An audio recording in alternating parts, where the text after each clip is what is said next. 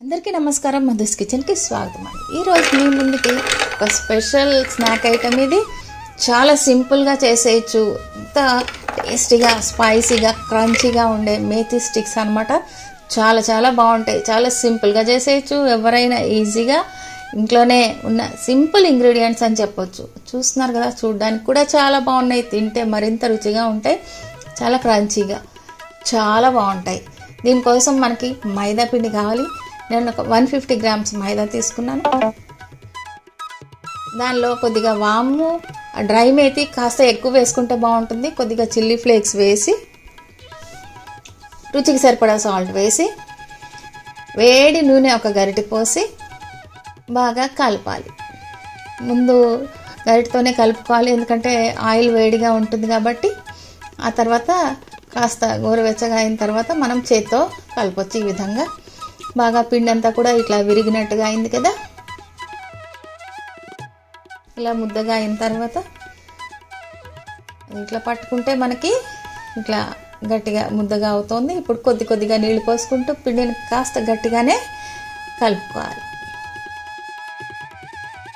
ఈ విధంగా కలిపిన తర్వాత పైన కొద్దిగా ఆయిల్ అప్లై చేసి మూత పెట్టేసి ఒక 10 నిమిషాలు పక్కకు పెట్టేసేయాలి. చాలా ఈజీగా అయిపోతుంది. ఇందులో మనం పెద్ద శ్రమ పడేది కూడా ఉండదు అనమాట.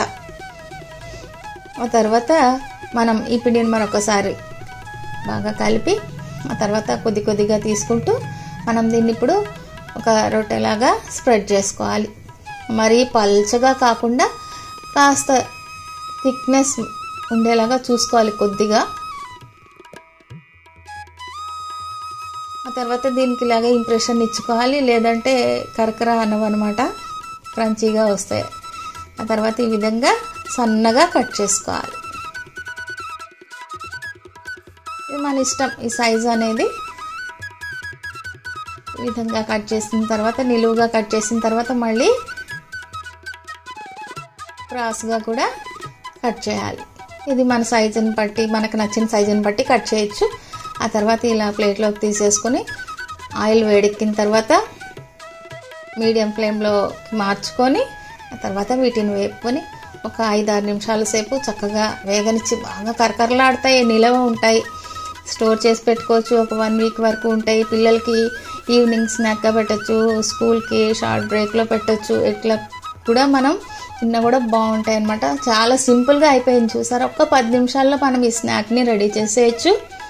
మీకు నచ్చితే కనుక లైక్ చేసి సపోర్ట్ చేయండి. Thank you for watching.